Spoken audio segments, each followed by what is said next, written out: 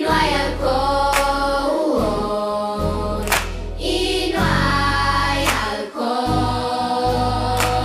y no hay alcohol, y no hay más que pasión. Pues aquí estamos con Fania, ¿verdad? Que radica en la ciudad de... actualmente. Y ahora vivo en Algorta, en Getxo. Algorta. Sí, está en la costa de Vizcaya. Ok. Yo crecí aquí. Yo me eduqué aquí, crecí aquí. Estuve 31 años viviendo en Madrid. Ajá. Y luego vine en el 14, a hacer 12 años este año. Y entonces aquí pues voy a Madrid, vengo a Madrid una vez al mes. Voy como una semana o así, pero la mayor parte del tiempo estoy aquí. Fantástico. Y decías que llegaste a Alcohólicos Anónimos hace ¿cuántos años?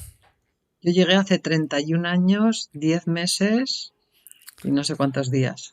O sea, mi fecha de recuperación es el 11 de junio del año 94. 11 de junio del 94, ya vas para 32 años. Eso es. Y me estabas platicando que entonces haces talleres de los 12 pasos. Eso es. Yo entré en el grupo Habla Inglesa en Madrid. Uh-huh. Entonces en el grupo Habla Inglesa había un armarito con un montón de casetes, con las grabadas, las cintas aquellas. Sí, sí. Analógicas, ¿te acuerdas? Y entonces ¿cómo no? había un montón había como un casillero con un montón de casetes. Y entonces el primer día que yo llegué a una reunión, o el segundo día que yo llegué a una reunión, un compañero músico, porque a mí me llevó un músico también a AA, un compañero músico me dijo, escucha esto, porque como a los músicos nos entra todo muy bien por el oído, escucha esto que te va a gustar. Y entonces me dio un par de cintas. Y yo en aquellas cintas empecé a conocer a la gente americana que lleva muchos años y que ha hecho muchísimo servicio, como Clancy Emslon, Sandy Beach, Clint H, un montón de gente, ¿no? Y entonces yo oía aquellos talleres, los oía. Muchos eran retiros que hacían, ¿no? Sobre todo Clint H tenía un montón de retiros de hombres que se reunían en un sitio retirado, nunca mejor dicho, y ahí trabajaban los pasos y insistían en qué consistía el trabajo de los pasos. Y entonces a mí entonces me dio por planchar, porque yo no había sido muy buena planchadora antes de entrar en recuperación, no tenía tiempo para planchar y entonces cuando dejé de beber empecé a planchar y entonces ponía las cintas. Y yo planchando, planchando, literalmente planchando ropa. Planchando. Ok, ya. Como mientras planchaba, en vez de oír música, me puse a oír aquellas cintas. Y entonces yo planchaba y me preguntaba, ¿para qué oiré yo todas estas cintas? ¿Para qué me empeñaré tanto yo en aprenderme lo que saben estos tíos? Y seguía planchando. ¿Y cuál fue mi sorpresa cuando llevaba 10 años sobria en el grupo Habla Inglesa? Me vino a buscar una chica colombiana para pedirme que fuese su madrina. Y entonces así salté a los grupos españoles. Y entonces me empecé a dar cuenta en los grupos españoles que no había mucho hábito de tener una madrina, que no habían insistido mucho en el trabajo de los pasos. No me digas. Entonces, sí, pero los españoles somos muy nuestros. Nos encanta ir como a nuestra bola, como decimos aquí. Y entonces yo lo que me empecé a dar cuenta era que se necesitaban madrinas y se necesitaba trabajar los pasos. Y entonces ahí empezamos a hacer unos talleres, nos empezamos a reunir una vez al mes y empezamos a hablar sobre los pasos. Y entonces el grupo creció y llegó un momento que la gente me preguntó, no, yo lo que quiero es trabajar los pasos, no ir sobre cómo se trabajan los pasos. Y entonces ahí nos dividimos, los hombres se fueron por un lado, las mujeres nos fuimos por otro y entonces empezamos a trabajar los pasos. Tengo que decir que el grupo de las mujeres prosperó muchísimo y el grupo de los hombres se extinguió. ¿Qué querrá decir? Y entonces lo que fue pasando poco a poco fue que los chicos nos empezaron a pedir volver a los talleres con nosotras. Ajá, Entonces nosotras generosamente les permitimos la entrada de nuevo y entonces ahora son mixtos. Luego también nos ajá. pasó que empezamos a invitar a gente de fraternidades, sobre todo de coadicción, de gente Al-Anon, de familias anónimas. Y entonces lo que pasó fue que empezaron a venir en masa los familiares y entonces los adictos dejaron de venir. Y entonces llegó un momento que tuvimos que, con gran pesar de mi corazón, les tuve que decir a los coadictos que no podían venir. Entonces hubo gente que se enfadó muchísimo conmigo. Y entonces ahora, en compensación, hay un grupo en Madrid de familias anónimas donde procuro ir a hacer talleres, bueno, a hablar, a hacer charlas, ¿no? Entonces, lo de los talleres ha funcionado de maravilla, la verdad. Ha funcionado muy, muy Ujú. bien. Entonces, luego como cuando nos encerraron, no podíamos hacer los talleres presenciales, empezamos a hacerlos online. Y como todos teníamos mucho tiempo, empezamos a hacer 2 a la semana, el martes y el viernes. Y luego ya cuando se reanudó la actividad en el mundo exterior, lo redujimos Ujú. al viernes y eso es lo que hacemos ahora. Todos los viernes hacemos un taller, salvo el viernes en que al día siguiente, sábado, hay un taller presencial. Fíjate, entonces me asalta luego, luego, porque aquí tenemos en México, yo no sé, por eso te quiero preguntar sobre España en general.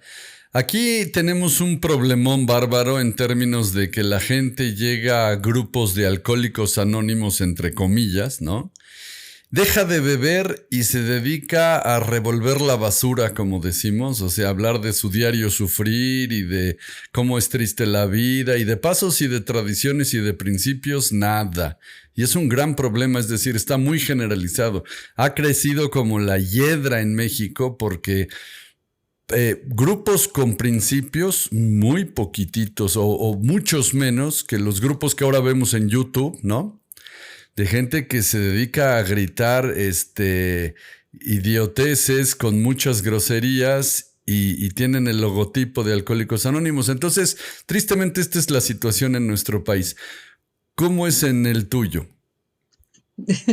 Yo no soy una persona para comentar estas cosas porque soy un personaje muy controvertido, ¿vale? No me digas, a ver, cuénteme.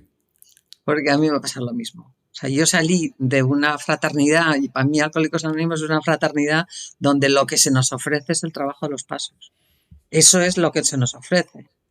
O sea, que la fraternidad tenga un comportamiento de comunidad, que, pues eso, pues que tengamos unas tradiciones, todo eso está fenomenal, pero sobre todo Ujú, yo lo que tengo que hacer es transformarme como alcohólica. Es decir, claro. la Fania que llegó a Alcohólicos Anónimos, esa bebe. Entonces yo tengo que transformar a esa persona porque tarde o temprano, si yo no cambio y no vivo un profundo cambio psicológico, que es de lo que habla el texto básico, yo voy a volver a consumir. Entonces a Ujú. mí me asustó mucho cuando llegué porque conocí a una mujer que había estado 18 años sobria y Sí, recayó y en 3 meses estaba en una casa de crack en wow. Estados Unidos. Entonces a mí eso me asustó muchísimo. Y hubo un compañero también que me dijo, tú sigue viniendo para ver lo que le pasa a la gente que deja de venir. Entonces, yo por eso me identificaba tanto con las cintas, porque lo mismo que pasaba en los casetes era lo que pasaba en mi grupo, porque era Ujú. americano. Entonces mi sorpresa fue cuando empecé a ir a los grupos españoles y me di cuenta que, o sea, que había poquísimo respeto siquiera por el programa, que había mucha gente que, yo he ido a grupos en los que se hablaba de la reflexión diaria y todos luego contaban cómo eso no era verdad y no funcionaba, ¿no? Ok. Es una locura tan bestia. El único consuelo que tengo es que estuve oyéndole a un compañero el otro día de una fraternidad parecida hablar de Francia y decía que en Francia la gente ni siquiera se toma en serio que haya un programa. Y yo intenté ir a una reunión en Francia y era igual que muchas españolas. En No, cambio, te vas a París y te vas al grupo habla inglesa de París y es una maravilla. no me digas eso, qué locura. Ajá. Entonces, yo lo que veo es eso, y lo que veo es que no sé si el alma latina, que somos más indómitos. A mí por eso me ha encantado me ha encantado el título de tu programa, porque es que yo necesito tener la carretera expedita, porque yo llego con una cantidad de obstáculos para el Sí. avance bestiales que están todos dentro de mi cabeza, de mi corazón. Y yo lo que tengo que hacer es limpiarlos y conseguir desalojar toda esa morralla que ha acumulado en muchos años de consumo y de hacerme unas ideas horribles sobre lo que era la realidad y los demás. Y luego, pues eso, pues que el consumo denigra mucho, especialmente a las mujeres y a los hombres también. Y Mm. eso, pues eso machaca la autoestima. Entonces, cuando yo llego con un orgullo descomunal y al mismo tiempo sintiéndome una mosca que cualquiera puede pisar. Y tengo todas las capacidades y talentos totalmente embarullados. Y, y eso. Yo entré con poquísima memoria, además. Había perdido la memoria. Yo tenía una memoria increíble cuando era jovencilla. Y es curioso cómo fui recuperándola. O sea, como Mm. si tú realmente te recuperas, lo vas recuperando todo, ¿no? Y entonces, pues eso, lamentablemente el problema es el mismo aquí. De hecho, y luego pues eso, pues que eso, a mí la cosa más maravillosa, yo cuando llegué, yo no sabía lo que era la humildad realmente. No tenía ni idea lo que era la humildad. Y hablaban de humildad, y sobre todo yo llegué en junio, entonces en julio, como es el séptimo paso, todas las reflexiones diarias eran humildemente, entonces con humildad. Yo decía, pero ¿por qué sea tan importante esto de la humildad, no? Porque es la capacidad de ver la realidad tal y como es y de verme a mí misma tal y como soy. Y es imprescindible, si quieres avanzar, saber de qué va esto, ¿no? Y no Por ir por la supuesto. vida creyendo que estás en otra película que no tiene nada que ver a lo que estás viviendo, ¿no? Entonces, fue eso. Yo no entendía para qué servía la humildad y yo veo que la humildad es el antídoto a todos los defectos de carácter, es lo que me permite realmente seguir siendo feliz. La humildad, la mansedumbre, todas esas cosas vamos, que yo descartaba de golpe cuando llegué, ¿no? Claro, suenan como a cosa extraña, ¿verdad? Y Y luego el otro ajena. problema, yo creo que Ujú. es otro problema, el otro problema que me he encontrado y que me he especializado bastante en explicar bien el segundo paso, es Ok. que, pues evidentemente, pues aquí había una tradición católica, especialmente en España hubo muchísima represión sexual. Mm. Y Ujú. entonces, eh, y entonces hay mucha gente que tiene mucho resentimiento con la iglesia, cosa que comprendo, ¿no? Y, y por eso el empezar a buscar un poder superior te da la sensación de que primero estás siendo una hereje, porque estás yendo en contra. ¿Cómo un poder superior que te lo inventes? ¿Cómo es esto? Hay gente, yo he oído a sacerdotes decir, no, esto de lo del Dios a la carta, que es exactamente lo que hacemos aquí, el Dios a la carta. Y, Y entonces el hecho de que, pues eso, fue muy interesante. Empezamos un grupo en un centro penitenciario en Madrid, en Soto del Real, y un día uno de los compañeros que estaban internos preguntó eso, ¿no? Diciendo, o sea que te lo inventas. Y a mí aquello me dio muchísimo que pensar, ¿no? O sea, nos inventamos a los poderes superiores. Y a mí me parece que es una manera increíblemente inteligente de llegar a encontrar algo dentro de tu corazón con lo que realmente te puedas identificar, ¿no? Es una maravilla. Y yo, vamos, Totalmente. todo el mundo, o sea, Clancy y Meslan todos, ¿no? Lo que dicen es que es uno de los logros más grandes de Alcohólicos Anónimos, ¿no? El que tú realmente no tengas que entrar a discutir con nadie cuál es su descripción de poder superior, porque cada uno tenemos la nuestra, ¿no? Yo primero tuve una madrina maravillosa americana, Pat Jones, que falleció, los dos le están en las reuniones de arriba ya. Pat Jones se fue y luego, curiosamente, cuando se fue Pat a Estados Unidos de vuelta, yo le empecé a preguntar a mi poder superior que me diese una madrina nueva. Y un día estaba sentada en meditación y oí el nombre de un hombre. Y entonces era un hombre colombiano, que era como de la edad de mi padre. Y entonces le llamé y le dije que me había pasado eso, que a ver si me podía ayudar. Y, y él también falleció hace tiempo, ¿no? Entonces, a mí los dos lo que me transmitieron era, o sea, realmente se podría llamar una religión de amor, ¿no? Que es lo que para mí es doble A.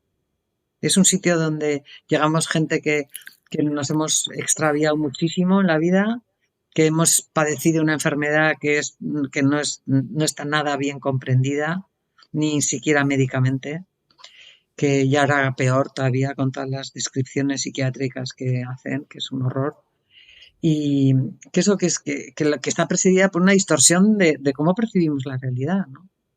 Entonces, el, el hecho eh, que podamos recuperarnos, que podamos recuperar el sano juicio, ¿no? Es una cosa alucinante, ¿no? Así Tal y que como describe el segundo paso, ¿verdad? eso es. Que yo llego a creer que hay un poder superior que me puede volver sano juicio, ¿no? Y en el 10.º paso me dicen, y dejaremos de luchar contra todo y contra todos porque habremos recuperado el sano juicio.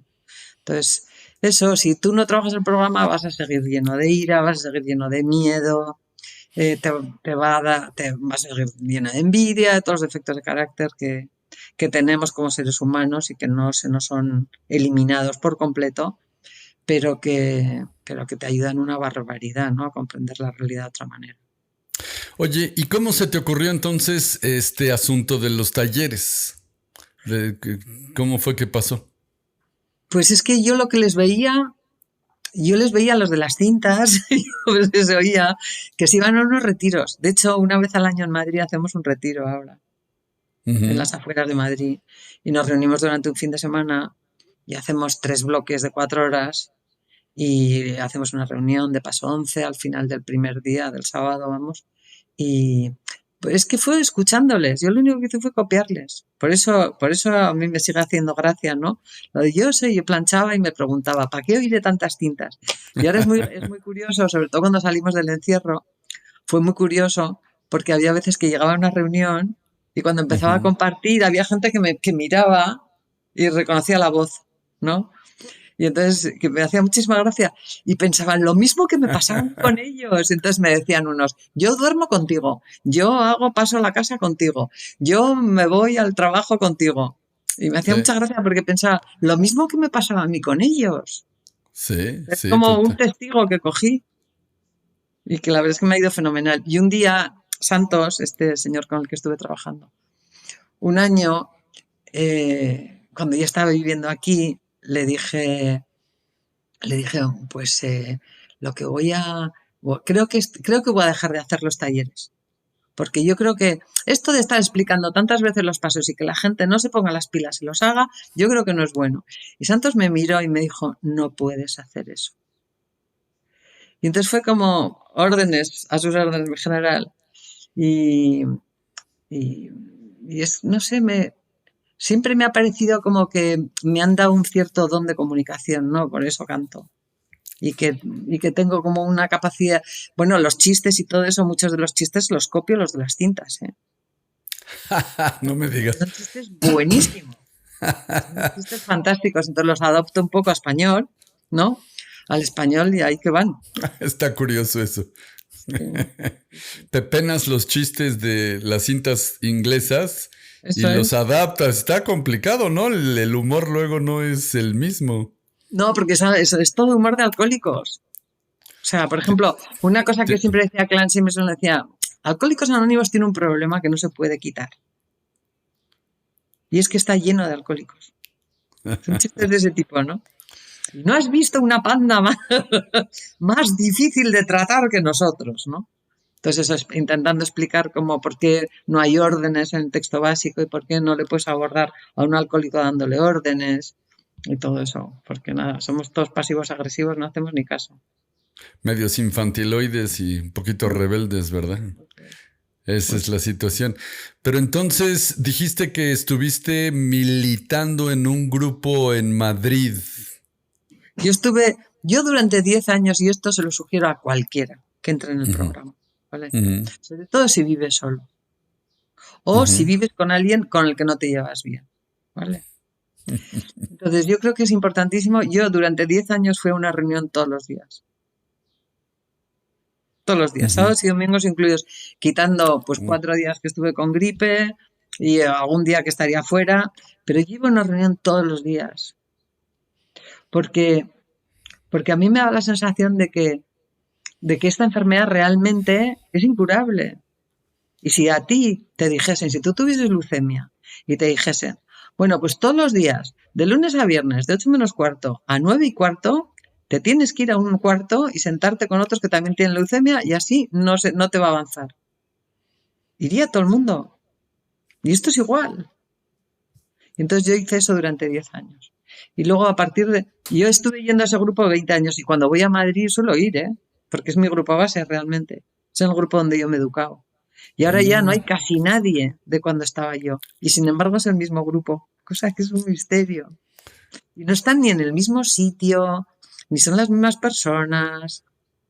Y es Así el que mismo grupo. es el mismo grupo. ¿Qué Y te tal? sientes igual. Sí, es muy sorprendente. Sí, me identifico totalmente con esa situación.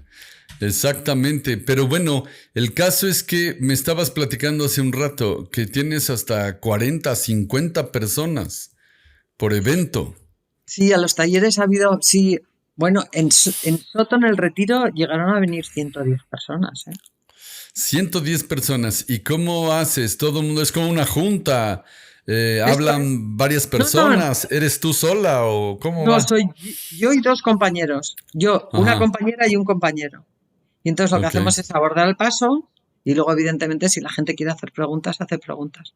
Pero lo que es todo el rato es la exposición de los pasos. El sábado solemos hacer los pasos y el domingo por la mañana solemos tratar las tradiciones. ¿Y qué tanta aceptación tienen las tradiciones entre Pues las la... tradiciones explicadas, cuando tú explicas las tradiciones, son fascinantes. Yo sé, pero luego la gente es media reacia, ¿no? Es cierto, es un poco Bueno, renuente a la tradición. yo creo que es ignorancia, Cuéntame.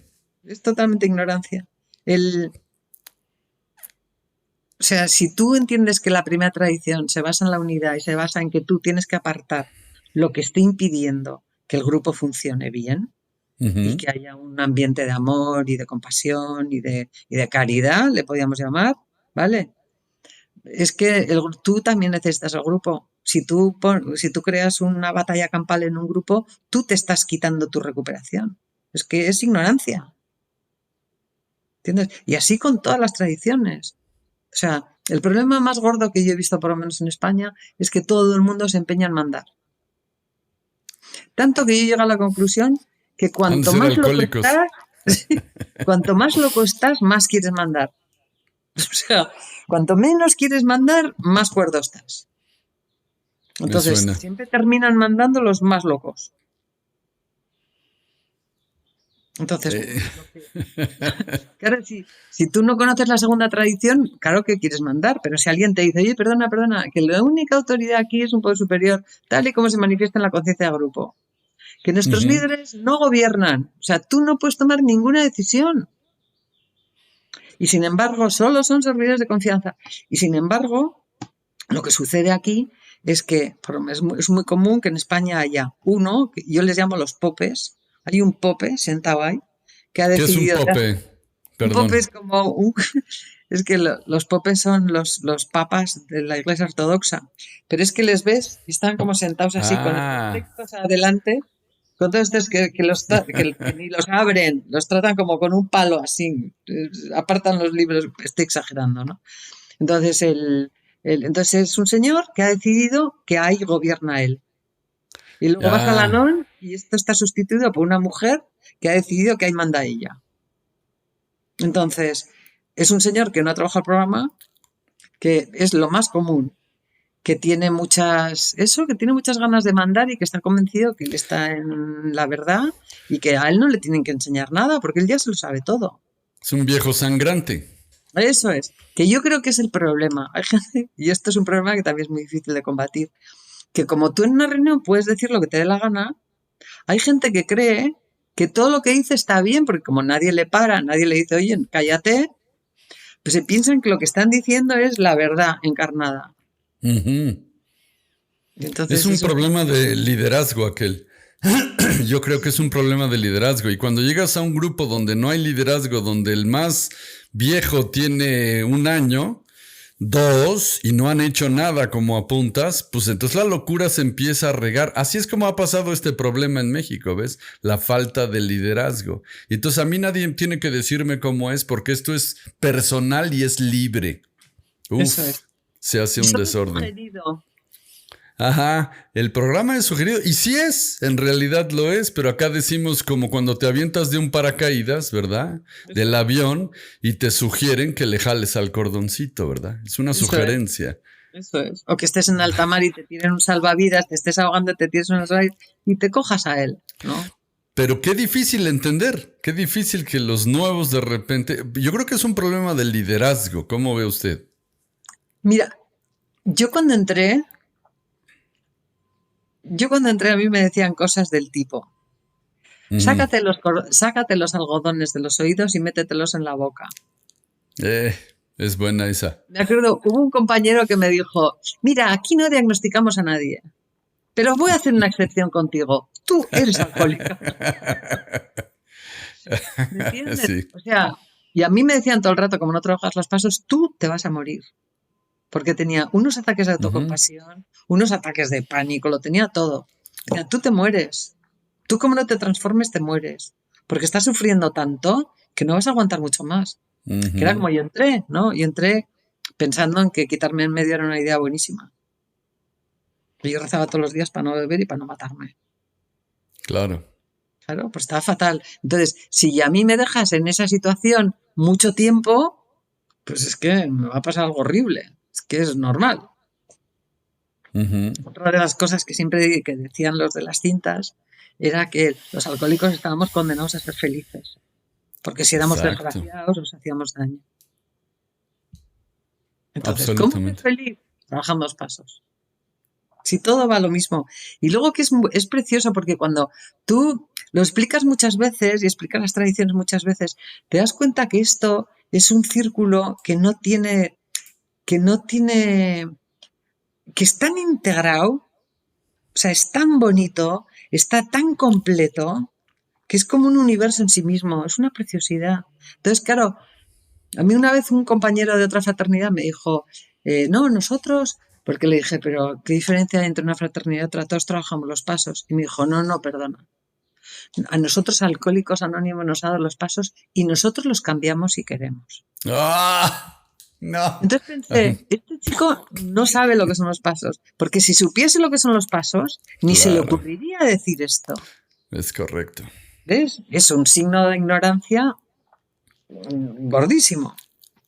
Bueno, pero fíjate, hay gente que incluso sufriendo, pasándosela mal, choca con todo el mundo, que es un buen síntoma de estar seco, que es como decimos acá, ¿no? Tapaste la botella y no has hecho otra cosa, estás seco. Y como estás seco, te la llevas mal con la familia, con los empleadores, con los empleados y todo.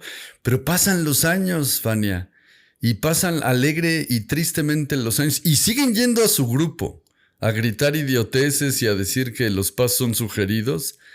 Yo no sé, se mantienen secos y de malas, como apuntas, pero ni se mueren, ni recaen, ni se recuperan. Esa es la cosa. Pero Paz.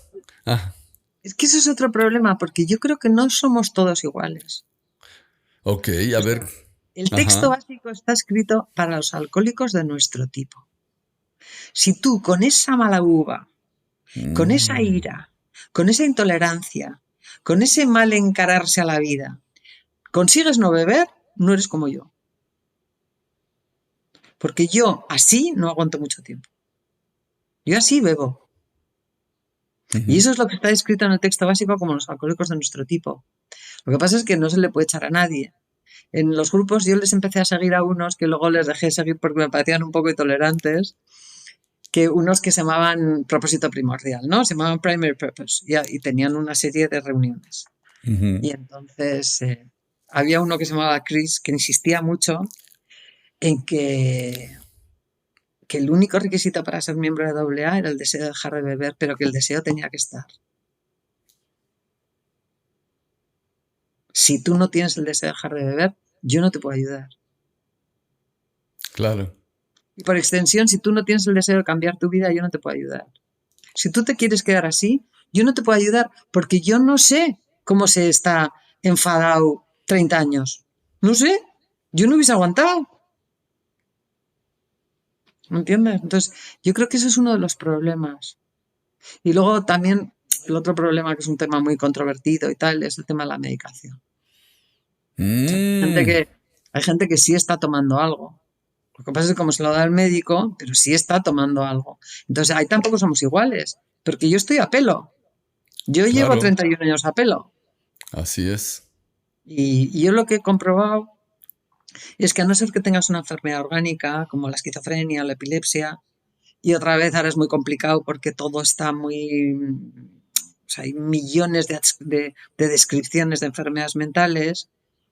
O sea, eh, yo creo que si tú verdaderamente no necesitando la medicación, lo que estás es medicando el alcoholismo, que es lo que hay mucha gente que está medicando, en forma de depresión, de ansiedad, de todas esas cosas, que yo creo que es lo que es el alcoholismo. O sea, lo que llaman bipolaridad, o sea, por una parte estás súper deprimido, por otra parte tienes una ansiedad que te come por los pies, ¿no? Eso es uno de los síntomas del alcoholismo, tal y como yo lo viví, ¿no? Y lo vivo. Entonces, si, si tú realmente estás cambiando el alcohol por una medicación que lo que te hace es intentar tratar tu alcoholismo, no puedes trabajar el programa. No Yo te lo he entra, intentado pero... varias veces. En Ujú. cambio, yo trabajé con una mujer que era bipolar de verdad, que era maníaco-depresiva, y vamos, trabajamos el programa de maravilla. Y se transformó y está estupendamente bien a día de hoy. Sin chocho. No, Es no, decir, ella tomaba su medicación para ah, eso, pero ok. como lo necesitaba, pues pudo trabajar el programa. Pero yo lo que he visto es que para trabajar el programa hay que estar... A mí me da la sensación que la medicación baja los interruptores. Sí. Entonces, tienes que tener todos los interruptores arriba. Y luego otra cosa que yo creo que también es muy importante pasar un mono. Por mi experiencia y por la experiencia que llevo viviendo todos estos años. Porque Pasar un mono, pasar dijiste. el mono, el síndrome de Ah, abstinencia. ok, la Es que supresión, sí, todo eso. Ah, si te quitan todo el síndrome de abstinencia y no te pasa nada, no te enteras de nada. Y así sin es. embargo, si tú pasas el síndrome de abstinencia, empiezas a apreciar muchísimo no tenerlo. Y empiezas a posicionarte en un sitio donde tú te haces responsable de no volver ahí. Ahora vas a hacer, es más fácil que hagas lo que sea con tal de no Ujú. volver a consumir, ¿no? No, estoy de acuerdísimo. Y luego que yo, mi experiencia por lo menos, o sea, yo he recibido unos regalos increíbles en recuperación. Y sobre todo que, que yo antes de llegar a AA, yo ya estaba buscando un despertar espiritual. Siempre lo busqué, siempre estaba detrás de ello. Antes de entrar en el programa me metí en todo tipo de budismos, sufismo, kung fu, hacía lo Fu que fuese, Manchu, lo que sea. el Fei Shui. Tai Chi también hice, el Feng Shui, todo. Eh, es- suena a broma, pero no es broma, ¿eh? Porque yo me tomaba todo muy en serio y durante un tiempo funcionaba, ¿no? Pero como no dejaba de consumir, llegaba un momento que dejaba de funcionar, ¿no? Claro. Era como si me cortaran la carretera. Y, y mira, una anécdota es que cuando llevaba 5 años sobria, yo en el cuarto paso me había dado cuenta que tenía unos resentimientos con la Iglesia Católica. Y entonces, de repente decidí que a ver si lo superaba, ¿no? Entonces, de repente, Ujú. por casualidad, me fui al funeral de la madre de una amiga mía y tal, y de repente el cura empezó a hablar y yo empecé a pensar, este está en el programa. Y entonces al final, cuando salimos, me acerqué a él y de repente le dije sola, no le dije, ¿me confesarías? Y él se rió y me dijo, aquí, estábamos en la puerta de una iglesia en la calle Alcalá de Madrid. Y le digo, no sé por qué te he dicho eso. Me dice, no te preocupes, yo te voy a dar mi número de teléfono y si la semana que viene sigues pensando lo mismo, llámame, ¿no? Ok. Entonces, fue una preciosidad, ¿no? Porque lo primero que le dije es, yo realmente he iniciado mi andadura espiritual seria, de verdad, y antes también lo había intentado, ¿no? En Alcohólicos Anónimos, y me acuerdo que se me quedó mirando y me dice, qué curioso, porque no lo había oído nunca, ¿no? No sabía que Alcohólicos Anónimos lo que te proveía era de un programa espiritual, ¿no? Fíjate. Y fue una preciosidad. Y luego resulta que él se salió y luego, pues eso, enseña los padres del desierto, unas charlas preciosas, ¿no? Pero es curioso como eso, como a él le pasó un poco lo que le pasa a mucha gente que entra en el programa, ¿no? que tiene que dar muchas vueltas hasta entender que esto en realidad es un recurso espiritual y que eso es el único recurso que tenemos. Y ya trascendió usted su resentimiento. Sí, sí, sí, sí, sí, sí, sí. Fue precioso porque lo que me dijo fue, eh, lo que me dijo es, en toda tradición, me dijo, yo empecé todo mi desarrollo en el Zen porque había un benedictino maravilloso que se llamaba Billy Giesecke que intentó reabrir la vía mística en la Iglesia Católica y no le dejaron. Y entonces, de hecho, le impidieron enseñar. Wow. Y entonces le siguió a Billy Giesecke y entonces lo que me decía era su maestro, de hecho, ¿no? Y entonces lo que me dijo es eso, yo empecé mi desarrollo en el Zen y cuando estaba aprendiendo la ceremonia del té, mi maestro me dijo, vuelve a tu tradición, porque en tu tradición es donde está el enclave emocional de tu fe, ¿no? Y entonces eso, a mí me pareció muy bonito lo que me dijo. Pensé, pues, ¿qué es lo que he aprendido a hacer aquí? Y vamos a ver si esto es verdad, ¿no? Y entonces volví a empezar a ir a misa y entonces, pues eso, luego eso ha tenido todo un desarrollo, ¿no? Y entonces me enfadaba mucho porque pensaba, ¿por qué tenemos que decir todo el rato que somos pecadores si ya lo sabemos? ¿No? Y entonces me encontré con una compañera que debía ser una jefaza en la iglesia, que pasó por el grupo habla inglesa, que era muy divertido el grupo habla inglesa porque había muchos, muchos visitantes. Y entonces le dije, yo tengo unos problemas con la iglesia católica, sobre todo con el rito. Y me dijo, pues edítalo. Y entonces eso, que fíjate un cura como te oiga decir esto, te echa de misa. No, no, Pero, pues sí. pero eso, si hay algo que te molesta, no lo digas, ¿no?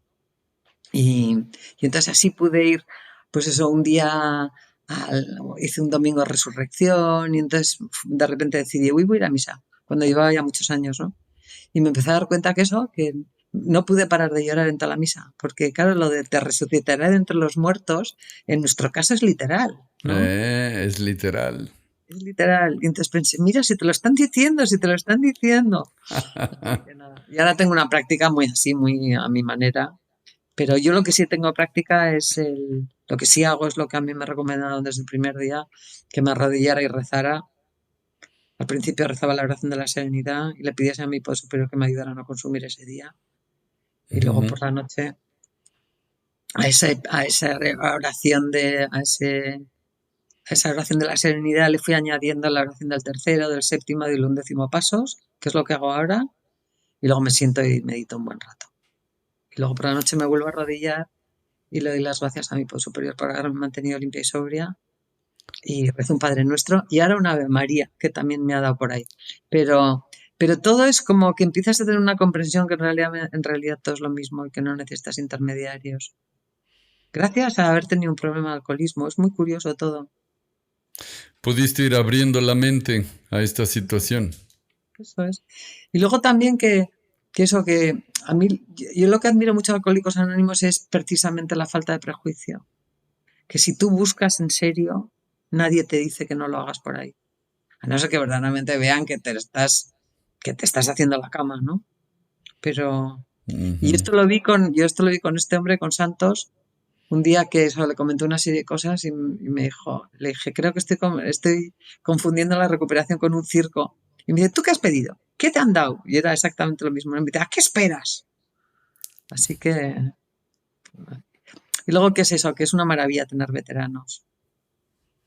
Porque Santos se murió con 45 años, creo, por ahí, 45, 48. Y es una maravilla, ¿no? Es una maravilla que haya gente que haya practicado esto el suficiente tiempo como para poderte prevenir, ¿no? De las Sí. cosas. Y a mí Santos solo una vez, estuve trabajando con él 9 años y solo hubo una vez que me dijo no vas a hacer eso. Además de lo de cuando me dijo lo de los talleres ya él se había ido a vivir a Canadá. Que eso también fue una cosa preciosa, ¿no? El día porque yo ya quería volver a trabajar con una mujer y entonces eso, me acuerdo que un lunes dije, hoy se lo digo. Y entonces llegué y me dijo, Fania, búscate una madrina porque me voy a vivir a Canadá. No hizo ni falta que se lo dijera.